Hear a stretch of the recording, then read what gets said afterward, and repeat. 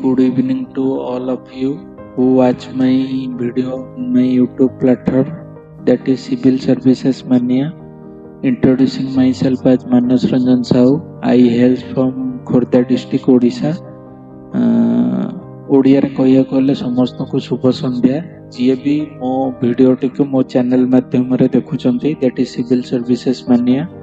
Actually ମୁଁ ଜଣେ 2021 ବ୍ୟାଚ୍ର civil servant ଅଟେ ଓଡ଼ିଶା ଗଭର୍ଣ୍ଣମେଣ୍ଟରେ।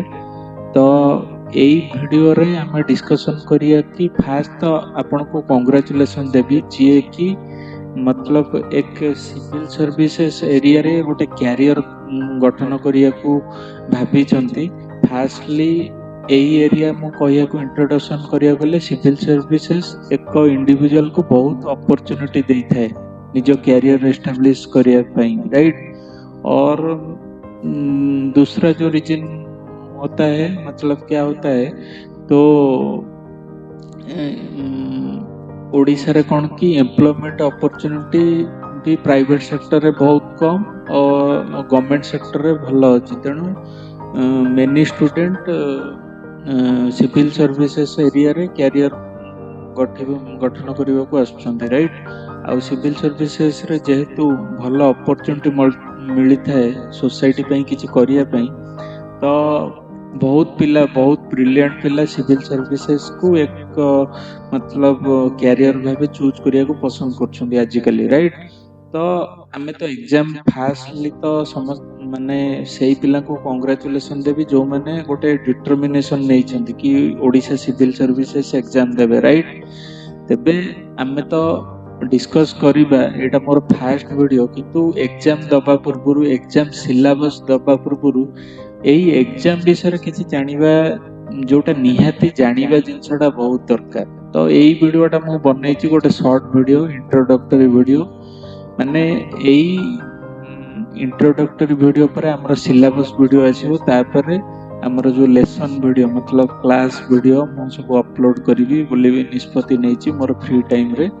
तो एई जो इंट्रोडक्टरी वीडियो रे हमर सिविल सर्विसेस कौन इंट्रोडक्शन, कौन मीथ रही, मो सहित केस स्टडी कौन, रियलिटी एग्जांपल, ए विषय टे डिस्कशन कले आपण को एक रे मोटिवेशन बढ़िबो, आउ दूसरा कौन हबो कि आपण माने भितरु मोटिवेटेड, मतलब रिमर रे भरोसा करिवेनी। फैक्ट कौन, मु जेहेतु मु जने सिविल सर्वेंट, मु 3 वर्ष हार्ड वर्क करके एग्जाम पाइछि। मु बहुत अप एंड डाउन देखिछि ए एग्जाम विषय रे।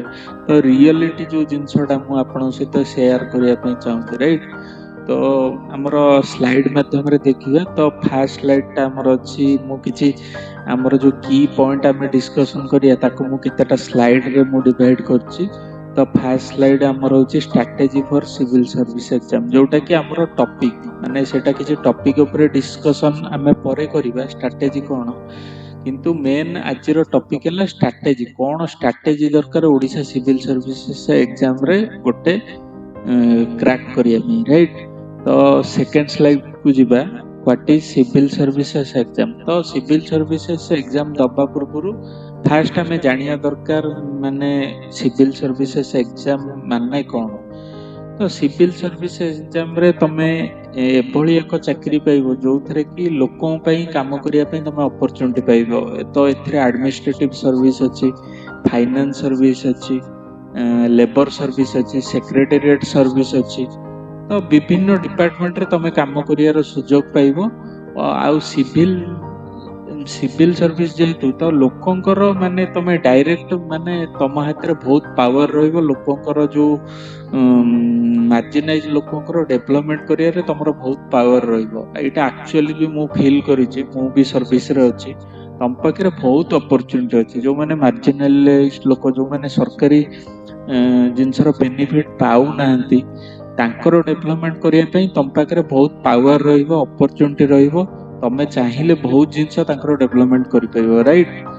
तो सिविल सर्विसेस एग्जाम होची एक्चुअली या जो एग्जाम रे तमे सिविल माने लोकंकर जो डेवलपमेंट, सिविल पीपल मानकर डेवलपमेंट रे तमे ଅଂଶୀଦାର ହେଇପାରିବ ରାଇଟ୍।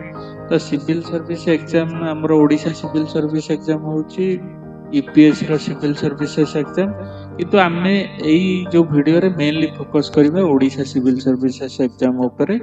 ଯେହେତୁ ମୁଁ ଓଡ଼ିଶା ସିଭିଲ ସର୍ଭିସେସ୍ ଏକ୍ଜାମ ମୁଁ ପାଇଛି, ତ ମୁଁ ତାର ପ୍ରୋସେସ୍ କେମିତି କ'ଣ ରିକ୍ରୁଟମେଣ୍ଟ ସେ ବିଷୟରେ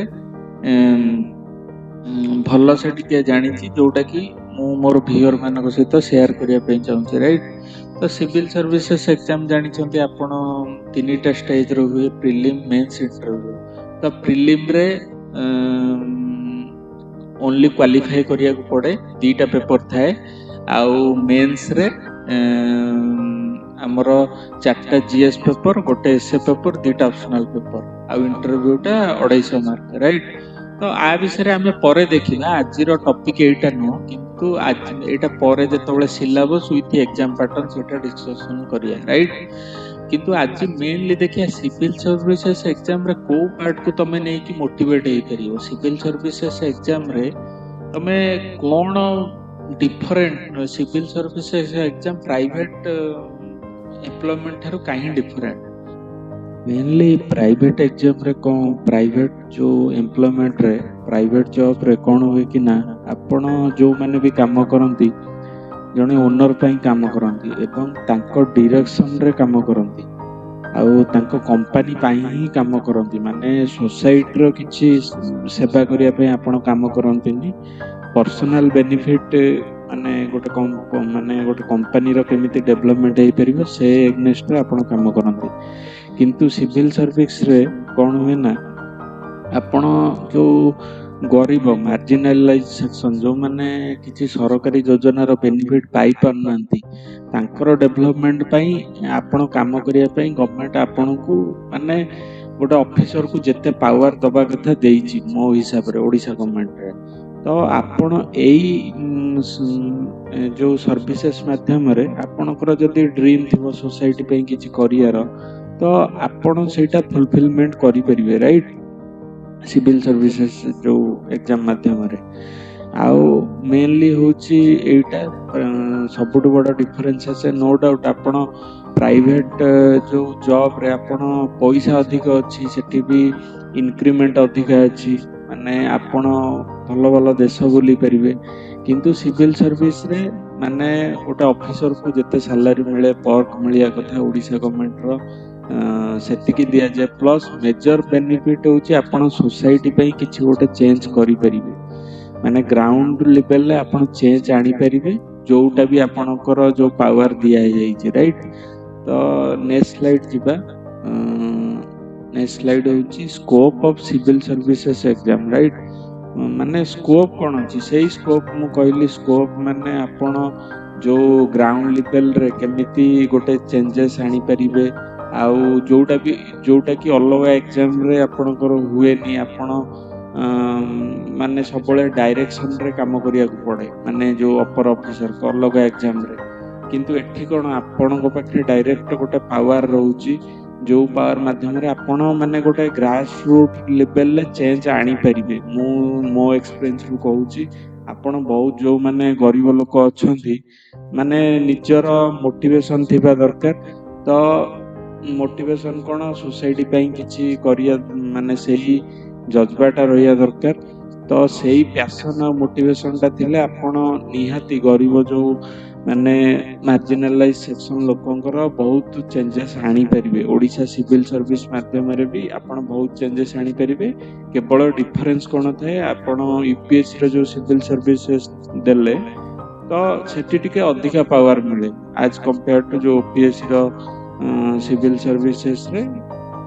ୟୁପିଏସ୍ସିରେ ଆପଣ ଆହୁରି ବଡ଼ ଚେଞ୍ଜେସ୍ ଆଣିପାରିବେ। ତ ସେ ଏକ୍ଜାମ ତ ଓଡ଼ିଶା ସିଭିଲ ସର୍ଭିସେସ୍ ଏକ୍ଜାମ ଠାରୁ କଷ୍ଟ। ଓ ଆଜିର ଟପିକ୍ ବି ଆମର କେବଳ ଓଡ଼ିଶା ସିଭିଲ ସର୍ଭିସ ଏକ୍ଜାମ ବିଷୟରେ ରାଇଟ୍। ତ ସ୍କୋପ୍ ଭଲ ଅଛି, କିନ୍ତୁ ଫାଷ୍ଟ ଆପଣଙ୍କୁ ପ୍ରାୟୋରିଟି ଡିସାଇଡ୍ କରିବା ମାନେ ଦରକାର। ମୁଁ ପ୍ରାଇଭେଟ ସେକ୍ଟରରେ ଯାଇ ଭଲ ପଇସା କମେଇବି ନା ଓଡ଼ିଶା ସିଭିଲ ସର୍ଭିସ ଏକ୍ଜାମରେ ମାନେ ପଇସା ଗଭର୍ଣ୍ଣମେଣ୍ଟ ହିସାବରେ ଯେତିକି ମିଳିବା କଥା ମିଳିବ, ପର୍କ ମିଳିବ, ଆଉ ଆଲାଉନ୍ସ ମିଳିବ, ଆଉ ଆପଣ ମେଜର ଯୋଉ ଫ୍ୟାକ୍ଟର ହେଲା ବହୁତ ପିଲା ଆଟ୍ରାକ୍ଟ ହବାର, ଆପଣ ସୋସାଇଟିରେ କିଛି ଗୋଟେ ଭଲ ଚେଞ୍ଜେସ୍ ଆଣିବେ ଥ୍ରୋ ଗଭର୍ଣ୍ଣମେଣ୍ଟ ଯୋଉ ପାୱାର ଦେଇଛି, ଆଉ ସେଇଟାରେ ଗୋଟେ ତାର ସାଟିସ୍ଫ୍ୟାକ୍ସନ ଗୋଟେ ଅଲଗା ଥାଏ। ଆପଣ ପ୍ରାଇଭେଟ ସେକ୍ଟରରେ ହୁଏତ 1 କୋଟି ଟଙ୍କା କମେଇ ପାରିବେ, କିନ୍ତୁ ପଇସାର ଗୋଟେ କଣ ସାଚୁରେସନ ପଏଣ୍ଟ ଥାଏ। ଆପଣଙ୍କର ଯୋଉ ମିନିମମ୍ ନିଡ୍ ଫୁଲଫିଲ୍ ହେଇଗଲା ପରେ ପଇସା ଆପଣ ଯେତେ କମେଇଲେ ବି ଆପଣଙ୍କୁ ମାନେ ଗୋଟେ ଭ୍ୟାଲୁଲେସ୍ ଲାଗିବ, ରାଇଟ୍?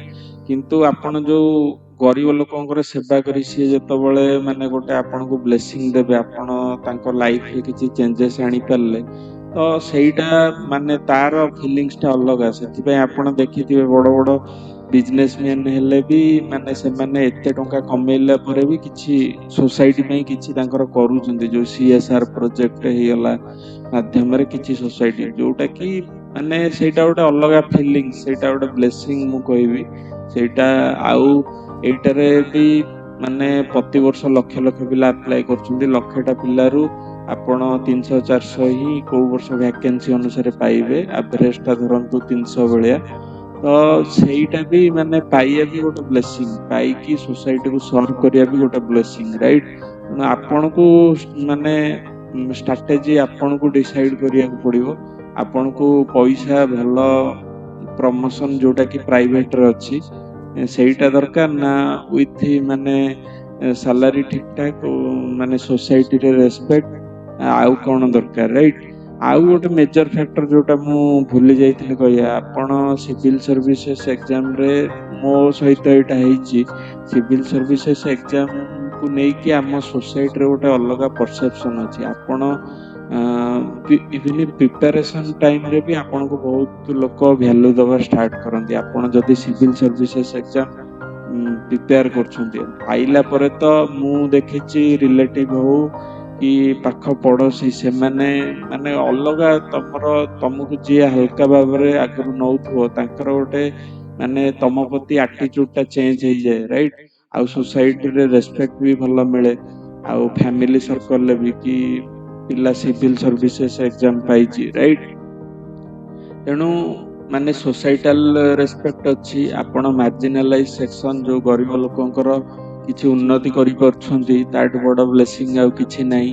ଆଉ ଗଭର୍ଣ୍ଣମେଣ୍ଟ, ମୁଁ କହିବି ଓଡିଶା କଣ୍ଡିସନରେ ଗଭର୍ଣ୍ଣମେଣ୍ଟ ବି ସାଲାରୀ ଆଲାଏନ୍ସ, ମାନେ ଗଭର୍ଣ୍ଣମେଣ୍ଟ କଣ ପ୍ରାଇଭେଟ ଭଳିଆ ସାଲାରୀ ତ ଦେଇପାରିବନି, କାହିଁକିନା ଗଭର୍ଣ୍ଣମେଣ୍ଟ ତା ହିସାବରେ ମୋ ମତରେ ଠିକ ଠାକ ସାଲାରୀ ବି ଦଉଛି। ଓଡିଶା କଣ୍ଡିସନରେ ବି ଆପଣ ଯଦି ରହୁଛନ୍ତି ବହୁତ ଭଲ ସାଲାରୀ ଦଉଛି।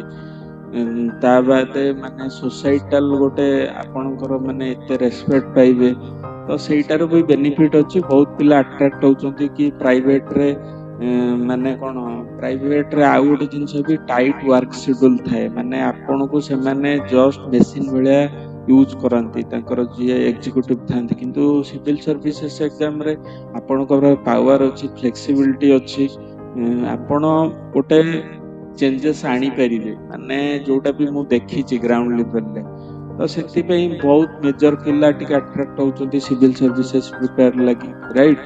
ତେଣୁ ଏଇଟା ହଉଛି ମୋଟାମୋଟି ଭାବେ ସ୍କୋପ ଅଫ ସିଭିଲ ସର୍ଭିସ। ମାନେ ଆମେ ସିଭିଲ ସର୍ଭିସ ଏକ୍ଜାମ ଦେଲେ କଣ ସ୍କୋପ ଆମେ ପାଇପାରିବା, ରାଇଟ୍?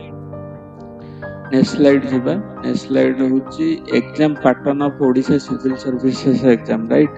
ଏକ୍ଜାମ ପାଟର୍ନ ତ ଏଇଟା ମୁଁ କହିଲି, ଆମେ ଯୋଉ ଡିସ୍କସନ କଲେ ପ୍ରିଲିମ୍ ମେନ୍ ଇଣ୍ଟରଭ୍ୟୁ, କିନ୍ତୁ ଆମେ ଡିଟେଲ ଡିସ୍କସନଟା ନେକ୍ସଟ ମୋର ଯୋଉ ଭିଡିଓ ଆସିବ ସେଥିରେ ସିଲେବସ କୁ ଏକ୍ଜାମ ପାଟର୍ନ କଣ ୱିଥ ସିଲାବସ ଆଉ ରିସୋର୍ସେସ୍ ଆମେ କଣ କଣ ଫଲୋ କରିପାରିବା, ହେଲା, ତା ବିଷୟରେ ଆମେ ଡିସ୍କସନ କରିବା, ରାଇଟ୍? ତ ନେକ୍ସଟ ସ୍ଲାଇଡ ଯିବା। ନେକ୍ସଟ ସ୍ଲାଇଡ ହଉଛି strategy for civil services exam. ମତଲବ କଣ ଷ୍ଟ୍ରାଟେଜି, ଆମର ଯୋଉଟା ମେନ୍ ଆଜିର ଟପିକ ଅଫ ଡିସ୍କସନ ଥିଲା, କଣ ଷ୍ଟ୍ରାଟେଜି ଆମେ ଲଗେଇଲେ ସିଭିଲ ସର୍ଭିସେସ୍ ଏକ୍ଜାମ କୁ କ୍ରାକ୍ କରିପାରିବା। ଦେଖ, ସିଭିଲ ସର୍ଭିସେସ୍ ମୁଁ ମୋ ପଢା ଏକ୍ସପିରିଏନ୍ସ ମାଧ୍ୟମରେ କହୁଛି, ସିଭିଲ ସର୍ଭିସେସ୍ ଏକ୍ଜାମ ରେ ବହୁତ ଜିନିଷ ପଢିବାକୁ ପଡେ, ଆଉ ଏତେ ବି ଟାଇମ ନଥାଏ କି ଆପଣଙ୍କୁ ବର୍ଷକ ଭିତରେ ପଢିବାର ଅଛି। ତେଣୁ ଆପଣଙ୍କୁ ସ୍ମାର୍ଟ ଷ୍ଟଡି କରିବାର ଅଛି ଫାଷ୍ଟ, ହେଲା। ଆଉ ଗୋଟେ ଜିନିଷ ହେଲା ଆପଣଙ୍କୁ ରିସୋର୍ସ ଟାକୁ ଲିମିଟେଡ ରଖିବାର ଅଛି। ଆପଣ ଯୋଉଠୁ ବି ପଢୁଛନ୍ତି, ମୁଁ ବହୁତ ଜଣକୁ ଦେଖିଛି ଇନିସିଆଲ ପ୍ରିପାରେସନ ଟାଇମରେ सी मल्टीपल रिसोर्स माने पढ़ुथांती धर हिस्ट्री तांकर पढ़ियार अछि से हिस्ट्री 10टा बहिरु पढ़िबे माने जेमती तांको स्पेशलिस्ट हबार अछि हिस्ट्री किंतु सिविल सर्विस एग्जाम रो रिक्वायरमेंट मु जति देखिछि क्वेश्चन तार जो माने देखिछि मते लागे सी आपन को जर्नलिस्ट भाबरे क्वेश्चन पचारछि माने बेसिक अंडरस्टैंडिंग आपन को पाखरे केते अछि सेमिति आपण जदि हिस्ट्री टा पढ़िबे तो पूरा लाइफ टा पळैबो हिस्ट्री सरीबनी हला आपण को एग्जाम रो रिक्वायरमेंट हिसाब रे पढ़ियार अछि राइट आउ स्ट्रेटजी कोन हला टाइम मैनेजमेंट करंदो टाइम मैनेजमेंट मो कहियार एग्जांपल बहुत मु एस्पिरेंट मानु को देखि जे समान जदि पॉलिटी पढुथिबे तांको प्रिपरेशन टा धर प्रिपरेशन टाइमिंग थिबो 12 मास रु से 6 मास केवल पॉलिटी रे दे देथि तेणु सेमिति करंतुनी जो इम्पोर्टेंट सब सब्जेक्ट को इक्वल टाइमिंग दियंतु काइना क्वेश्चन टा सब थ्रू आसीबो केवल पॉलिटी रु आसीबोनी आउ आउ आपण एमिति भाबंतुनी जे पॉलिटी मु पढुची मने रहउची ताको मैक्सिमम रिवाइज कला बेल को टाइम वेस्ट हो जाउची सेटा ऑब्वियस आपण आज जदी पढिबे 7 दिन परे भूली जिवे मोर भी सेटा होउतला किंतु आ माने नो जे पूरा हमें पॉलिटी रे हमें पूरा पसिकी रहिबा तेणु मने रखिया पे आउ गोटे स्ट्रेटेजी हला आपण पढंतु जते पारुचंदी क्वेश्चन प्रैक्टिस करंतु सेटा होउची भलो स्ट्रेटेजी क्वेश्चन टा प्रैक्टिस कले आपनकर बहुत कांसेप्ट टा मने रहि जाय राइट आउ डिस्कशन करि परिबे जदी करंतु किंतु को भी माने चैप्टर को आपण माने सब्जेक्ट को आपण अवॉइड करंतुनी माने स्पेशलिस्ट हबा को जमा ट्राई करंतुनी फास्ट रिसोर्स टा लिमिटेड रखंतु धर मु को रिसोर्स रो आपण पढिबे मु नेक्स्ट जो वीडियो करिबी ता आधारे समस्त को इन्फॉर्मेशन देबी को रिसोर्स टा बेटर हो आ रिसोर्स टा को सब लिमिटेड रखंतु लिमिटेड रखले आपन को रिवाइज करिया पे सुविधा हो आ सब सब्जेक्ट को इक्वल इंपोर्टेंस दियो को चैप्टर को माने को सब्जेक्ट को अधिका टाइम दियंतुनी कने आपनकर टाइम वेस्ट हेबो ता बाद जीएस परे आपनकर जनरल स्टडीज परे आपनकर ऑप्शनल भी अछि ऑप्शनल पेपर भी पढियार अछि तेणु टाइम होची बहुत इंपोर्टेंट कहिना मो इनिशियल प्रिपरेशन टाइम रे मु बहुत एमती माने डाइवर्ट हो जाइतिली मु गोटे सब्जेक्ट पई 2-3टा बही पढुतिली तो गोटे टाइम पर रियलाइज होला एटा तो माने गोटे मतलब टाइम वेस्ट माने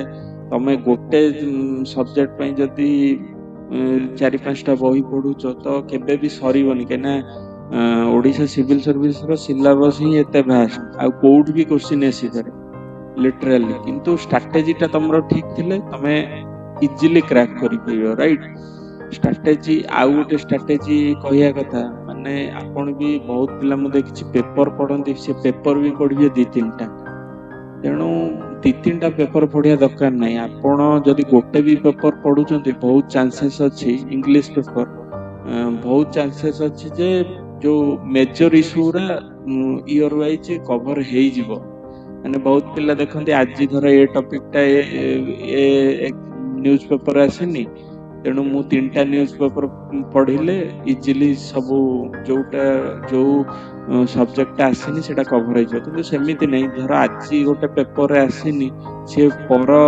दिन रे आसीबो एने मेजर जो न्यूज़ पेपर आमे जोटा भलो न्यूज़ पेपर हिंदू हे गला इंडियन एक्सप्रेस हे गला गोटे न्यूज़ पेपर फॉलो करिवे आ ताकू माने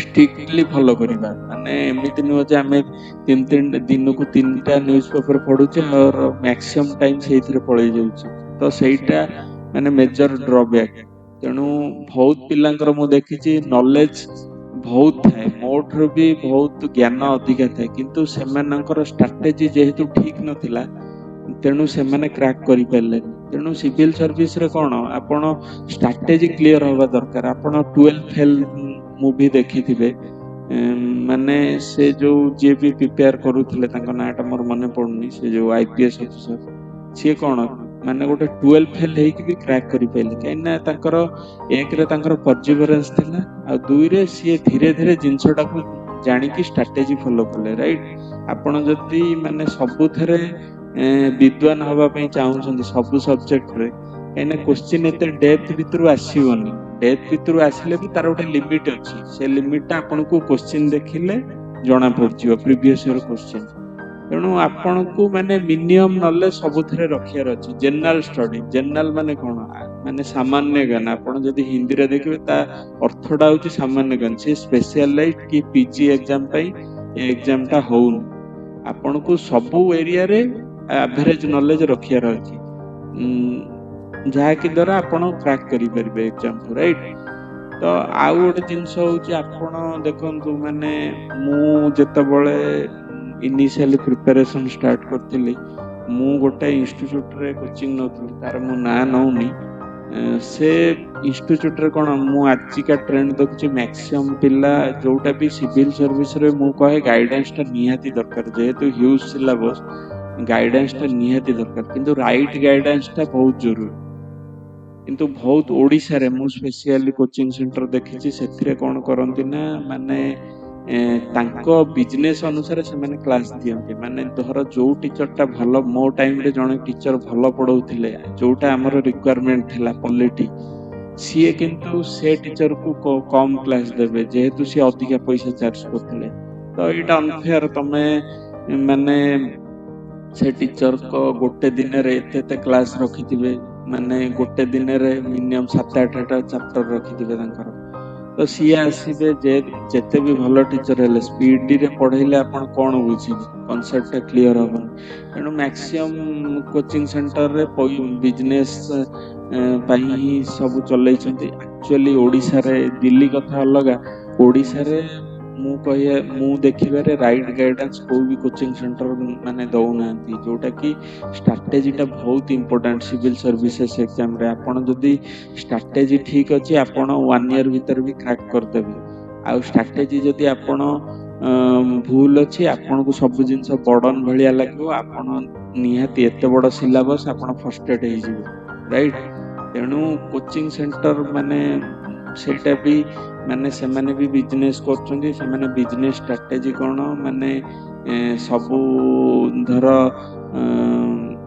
माने से वर्ष सारा किछि पढैलेनी लास्ट को से जो मॉक इंटरव्यू फ्री रे करी कि सेटा YouTube रे छाड़ दउछन्ती सेटा पिला देखि के अट्रैक्शन है कि पिला भाबुछन्ती से माने ताको कोचिंग रु माने से टॉपर माने कोचिंग नै छन किंतु एक्चुअली भूल से माने केबे भी नै नथंती से माने फ्री रे सेटा जेहेतु मॉक इंटरव्यू टा सब कोचिंग इंस्टीट्यूट ऑर्गेनाइज करंती बहुत माने सेठी एनरोल करंती केही भी सेठी कोचिंग नै नथंती तेणु पिला एक्चुअली जे माने ताको देखि कि जाईती तार पैसा वेस्ट टाइम वेस्ट सब वेस्ट तेणु को भी मु पढिला टाइम रे मु से कोचिंग इंस्टीट्यूट पढला टाइम रे मु बहुत माने गोटा आशा करी कि जाईतिले जे मोर सिलेबस सरीबो किछि सिलेबस सारिलेनी से माने वांस पैसा तांका पॉकेट को पळेला परे से माने पूरा इरेस्पोंसिबल से तुमको जानी न थांती एमते अबलिया सिचुएशन हुए आउ मैक्सिमम जो टीचर टा कम पैसा नि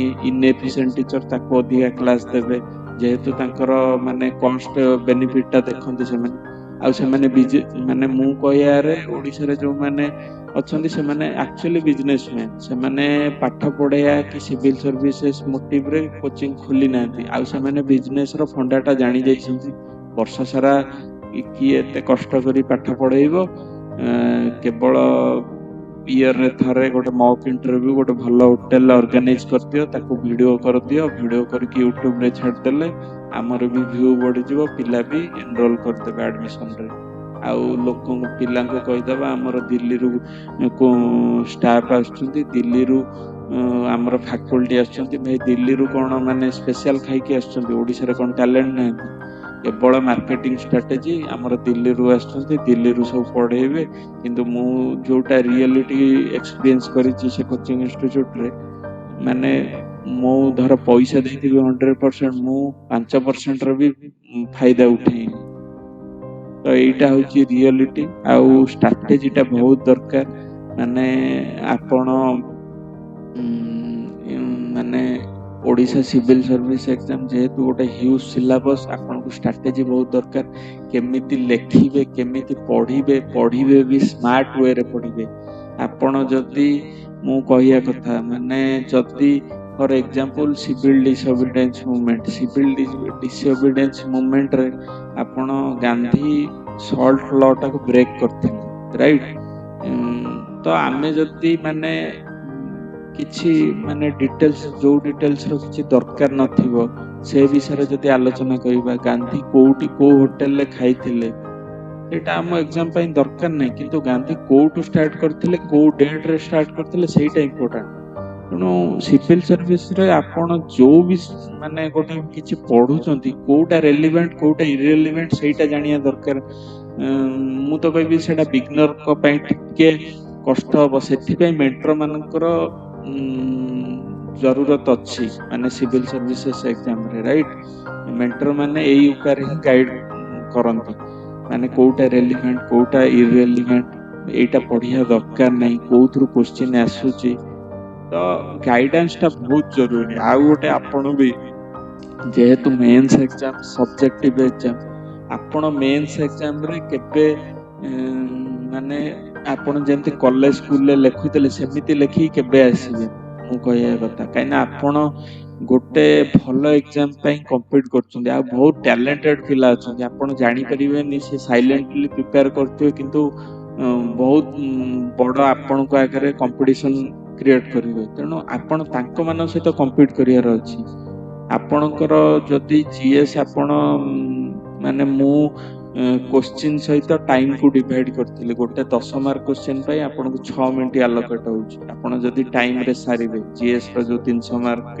250 मार्क आसुची आपण 6 मिनिट रे केमिति गोटे पेज लिखिबे तार स्ट्रेटजी दरकार आपण जदि सेठी गोटे इन्फॉर्मेशन टा को पाए चार्ट रे किंबा पिरामिड स्ट्रक्चर रे कि आपण जो विभिन्न स्ट्रक्चर रे आपण रिप्रेजेंट कर देले डायग्राम माध्यम रे आपण करे एक रे टाइम रो कमी हे गला आपण एग्जाम खाता रे भी रिप्रेजेंट कर देले आ जे भी देखुथिबो जो प्रोफेसर सी भी तार ओटा आई कैचिंग हे गला माने जाहो पिलाटा डायग्राम रे रिप्रेजेंट कर देछि आउ आपण सेही पाठटा को आपण पैसेज फॉर्मेट रे लिखिबे का पाखरे टाइम नथिबो आपण एत वर्षकर परिश्रम करछंती से प्रोफेसर आसी कि 5 मिनिट रे खाता देखि देई पळे 5 मिनिट रे आपण भाबी परछंती से सब टिकिनिकी पढिबे तेनु आपणकर लेखाटा आपण को आई कैचिंग बनेयार अछि आई कैचिंग माने माने मु खाताटा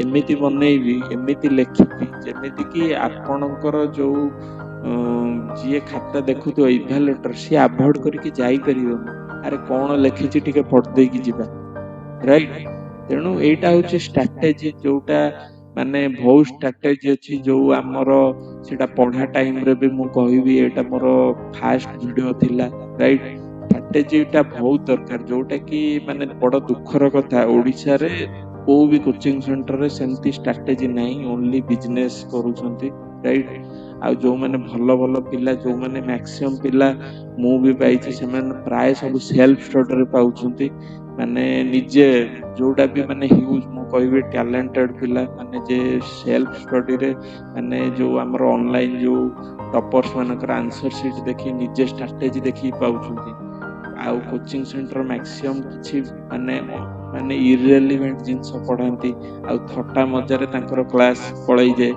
से माने जो दिल्ली रे भी आम बेले भी आसले से माने बहुत इररिलेवेंट कथा होगा कहती जोटा एग्जाम रे हमर एग्जाम पर्सपेक्टिव रे दरकार नै तेणु आमको एते पढ़िबार नै जोटा एग्जाम मते टैलेंटेड हबार नै मते एग्जाम रो जति की रिक्वायरमेंट मते सेति के फुलफिल करियार अछि राइट तेणु स्ट्रेटजी बहुत किछि स्ट्रेटजी अछि जहा कि मु पढ़ा टाइम रे सब डिस्कस करिवि जोठ पिलाकर हेल्प होउची जोठरे पिला धर किछि माने प्रॉब्लम फेस करछंती मो पाखरे एटा मु कहूची मु 3 वर्ष बहुत स्ट्रगल करी कि ए सब स्ट्रेटजी गुरा जानि छी जोटा बहुत इंपोर्टेंट एग्जाम प्रिपरेशन आ सेटा होची की पॉइंट आपनकर स्ट्रेटजी क्लियर नथिले आपन पिला भी 5 वर्ष भी लागि जाउछ गोटे पाइया पे यार स्ट्रेटजी क्लियर अछि से गोटे वर्ष रे भी क्रैक कर दउछंती राइट तेणु एटा स्ट्रेटजी तो नेक्स्ट स्लाइड जिबा नेक्स्ट स्लाइड होची हमर common myth about civil services exam right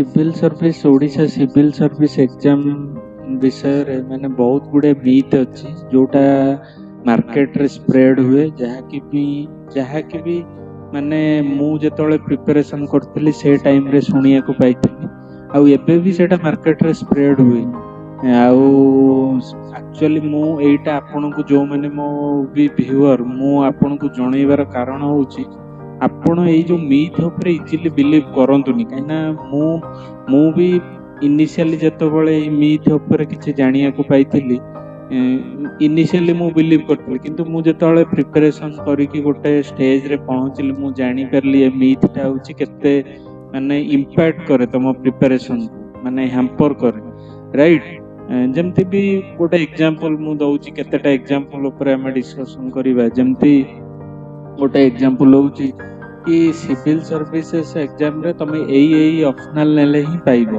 right किंतु मो एक्सपीरियंस अनुसार किछि ऑप्शनल रे आपन कोन मेंटरशिप इजीली मिली जाए ताकर यूट्यूब रे क्लासेस थाए आ ताको नोट्स टा इजीली अवेलेबल हे जाए तेणु सेटा प्रिपरेशन इजी हुए किंतु आ माने नुह जे से ऑप्शनल नै गले ही तुमको इजीली मार्क मिली जिवो आ इजीली पाई जिवो एट लास्ट माने जोटा मैटर करे तमे से ऑप्शनल प्रति केते डेडिकेशन अच्छो से ऑप्शनल प्रति तुमर केते पैशन अछि सेटा मैटर करे मु जेतबेले इनिशियली प्रिपरेशन स्टार्ट करिथिली से टाइम रे तो माने दीटा ऑप्शनल थिला राइट तो से टाइम रे माने मते बहुत जण रेकमेंड करथिले एई कॉम्बिनेशन ता तमे नेले पाइबा को इजी किंतु मु सेतबेले मो पैशन हिसाब रे मते जोटा पढिया को भल लागे से ऑप्शनल ता मु चूज करथिली तो से पैशन हिसाब रे चूज करले कोन ना तमे जेतबेले गोटे लॉन्ग जर्नी रे प्रिपरेशन करछ तमे फ्रस्ट्रेट होनी से सब्जेक्ट ता पढिकी किंतु तमे जदी फोर्सफुली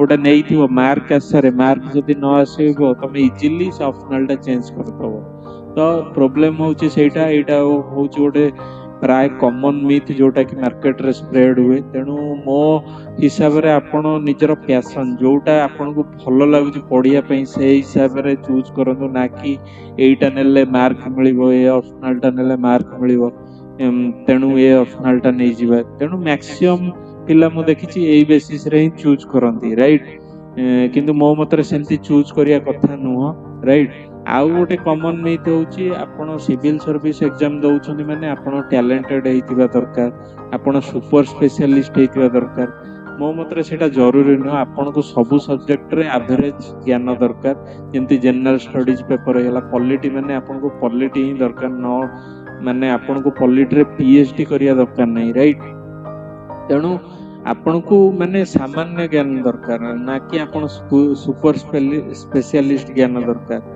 राइट एटा गोटे कॉमन मिथ थाए आउ गोटे आपण थाए एटा गोटे बहुत माने मिथ थाए कि आपण सिविल सर्विस एग्जाम दउछन्ती माने आपणकर इंग्लिश लैंग्वेज आपण जो लिखिबे भलो हेतिबा दरकार नो डाउट इंग्लिश एमिति लिखंतु जेमति एग्जामिनर को बुझी परतो ना कि आपण एते डिफिकल्ट लैंग्वेज लिखुछन्ती एग्जामिनेशन भी ताको जेतले इवैल्यूएट करला बेले ताको डिक्शनरी देखिया पड़ियो राइट तो आपण सिंपल लैंग्वेज रे लिखि परिबे आपण होची कांसेप्ट ताको बुझियार अछि न कि आपण इंग्लिश एग्जाम माने दउछन्ती राइट इंग्लिश एग्जाम आपण दउनांती आपण जनरल स्टडीज ऑप्शनल एग्जाम दउछन्ती राइट आपण सेटा केमिति आपण सिंपल लैंग्वेज रे लिखि कि आपण एग्जामिनर को कांसेप्ट बुझाई परिबे सेटा होची मैटर करे ना कि आपण 4-5 टा कष्ट वर्ड लिखि कि लिखिदेले आपन को मार्क मिली जीवो माने सेटा मु कहियारे तो अधिक प्रॉब्लम होबो कहिना जे इवैल्यूएट करथुओ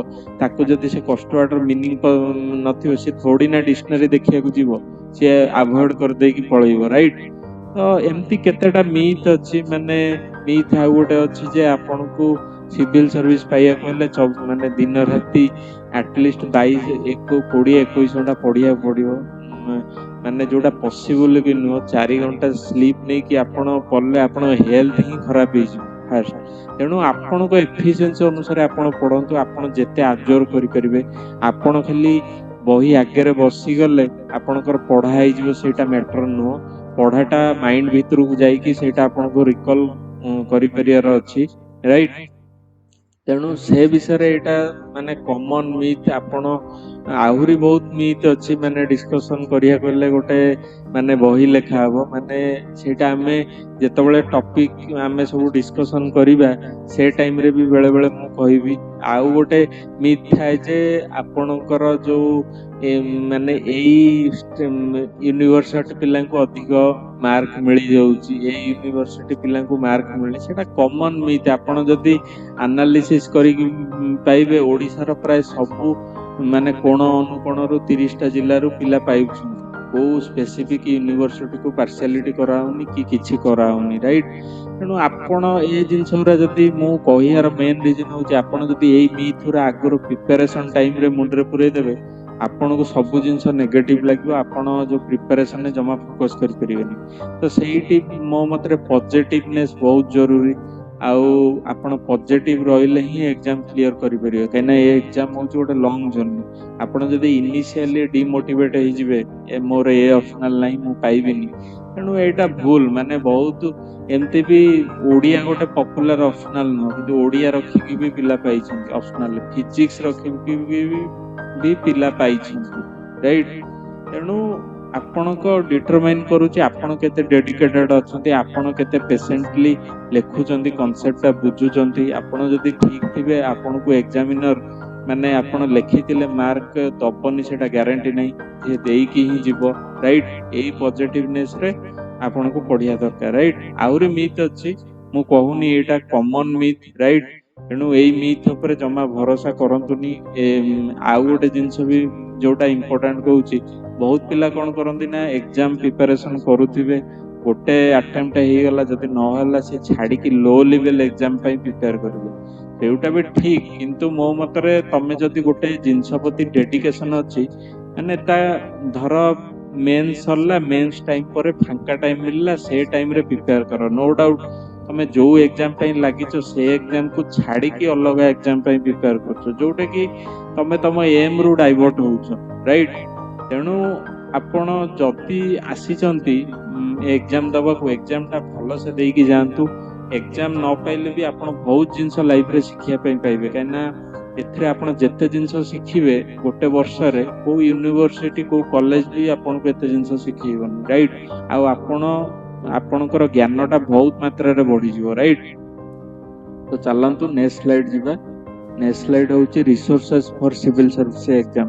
ତେଣୁ ମୁଁ ରିସୋର୍ସ କଣ, ଆମର ଷ୍ଟଡି ରିସୋର୍ସ ବିଷୟରେ ଡିଟେଲ୍ସରେ ନେକ୍ସଟ ଭିଡିଓରେ ମୁଁ ଡିସ୍କସନ କରିବି। ରିସୋର୍ସ ମୁଁ କହିଲି ଗୋଟେ ରିସୋର୍ସ ରଖିବା, ତାକୁ ମଲ୍ଟିପଲ ଟାଇମ ରିଭିଜନ କରିବା, ରାଇଟ୍। ଆଉ ଅଧିକା ରିସୋର୍ସ ଜମା ରଖନ୍ତୁନି। ବହୁତ ପିଲା ମୁଁ କହିଲି ସ୍ପେଶାଲିଷ୍ଟ ହବା ଚକ୍କରରେ 5ଟା ବହି 6ଟା ବହି ଗୋଟେ ସବଜେକ୍ଟ ପ୍ରତି କରନ୍ତି, ମାନେ ପଢନ୍ତି। ତେଣୁ ସେଥିରେ କଣ, ସେ ଗୋଟେ ସବଜେକ୍ଟରେ ତାଙ୍କର ବହୁତ ଟାଇମ ୱେଷ୍ଟ ହେଇଯାଏ, ରାଇଟ୍। ତେଣୁ ରିସୋର୍ସକୁ ଲିମିଟେଡ କରନ୍ତୁ, ତାକୁ ମଲ୍ଟିପଲ ଟାଇମ ରିଭିଜନ କରନ୍ତୁ। ତ ଆଉ ଯୋଉ ବେଟର ରିସୋର୍ସ ଉପରେ ଆମେ ପରେ ମୁଁ ଗୋଟେ ଡିଟେଲ୍ସ ମାନେ ଭିଡିଓ କରିବି, ସିଲାବସ ୱିଥ ରିସୋର୍ସ ଉପରେ, ସେକେଣ୍ଡ ଭିଡିଓଟା ଯୋଉ ଆସିବ, ରାଇଟ୍। ଚାଲନ୍ତୁ ନେକ୍ସଟ ସ୍ଲାଇଡ୍ ଯିବା, that is slide number 8 which is case study। Case study ମତଲବ ମାନେ ମୋ ଲାଇଫରେ କେତେଟା ଇନସିଡେନ୍ସ ହେଇଛି ଯୋଉଟାରେ ବି ଆପଣ ମୋଟିଭେଟେଡ ହେଇପାରିବେ, ମୁଁ ସେଥିପାଇଁ ଏଇଟା ଆଡ୍ କଲି। କାହିଁକି ନା ମୁଁ ମୋ କ୍ୟାରିୟର ଯଦି ଆନାଲିସିସ୍ କରେ, ମୁଁ ଗୋଟେ ଆଭରେଜ ଷ୍ଟୁଡେଣ୍ଟ କହିବାକୁ ଗଲେ, କାହିଁକିନା ମୋର କ୍ୟାରିୟର ସ୍କୁଲରେ 70%, ରାଇଟ୍। ମେଟ୍ରିକରେ ବି ସ୍କୁଲ ମେଟ୍ରିକରେ 70%, ପ୍ଲସ୍ ଟୁରେ ବି 70%। ଆଉ ଆପଣ, ମୁଁ ଯେତେବେଳେ ୟୁନିଭର୍ସିଟି ଗୋଟେ ଯାଇଥିଲି ମୋର ପ୍ଲସ୍ ଟୁ ପରେ, ସେ ୟୁନିଭର୍ସିଟିର ମୁଁ ନାଁ କହିବିନି, ଆମର ର୍ୟାଗିଂ ହେଇଥିଲା। ର୍ୟାଗିଂ ଟାଇମରେ ମତେ ସାଉଥ ଇଣ୍ଡିଆର ଷ୍ଟେଟ ପଚରା ହେଇଥିଲା, ମାନେ ଆମର ଇଣ୍ଡିଆ ମ୍ୟାପରେ ସାଉଥ ଡିରେକ୍ସନରେ କୋଉ କୋଉ ଷ୍ଟେଟ ରୁହନ୍ତି। ତ ମୁଁ ସେଇଟା କହିପାରିନଥିଲି, କାହିଁକିନା ମୋର ସେତେବେଳେ ଜେନେରାଲ ନଲେଜ ଏତେ ଷ୍ଟ୍ରଙ୍ଗ ବି ନଥିଲା, ଆଉ ମୁଁ ଆଇଡିଆ ନଥିଲା। ମୁଁ ଯାହା ମୋ ଟପିକ ଥିଲା ସେଇଆ ପଢୁଥିଲି, ଟପିକ କି ବାହାରେ ଅଲଗା କିଛି ପଢୁନଥିଲି। ତ ମୁଁ ସେଇ ଫିଜିକ୍ସ ସାଇନ୍ସ ବାୟୋଲୋଜିରେ ପଶିକି ରହୁଥିଲି, ଅଲଗା କିଛି ଜାଣୁନଥିଲି। ତ ମତେ ସେଥିପାଇଁ ଟିକେ ବେଶୀ ର୍ୟାଗିଂ ହେଇଥିଲା। ତମେ ସିମ୍ପଲ ଜିନିଷଟା କେମିତି ଜାଣିପାରୁନ, ତ ମୁଁ ସେଥିପାଇଁ ସେଇ ଗୋଟେ ମୋତେ ସେଇ ଦିନଠୁ ବହୁତ ଖରାପ ଲାଗିଥିଲା। ତ ମୁଁ ତାକୁ ଗୋଟେ ମୋଟିଭେସନ୍ ନେଇକି ପଜିଟିଭ୍ ୱେରେ ମୁଁ ପଢ଼ା ଆଟଲିଷ୍ଟ ଜେନେରାଲ ମୁଁ ରିଅଲାଇଜ୍ କଲି ଯେ ଜେନେରାଲ ନଲେଜଟା ଜାଣିବା ଦରକାର।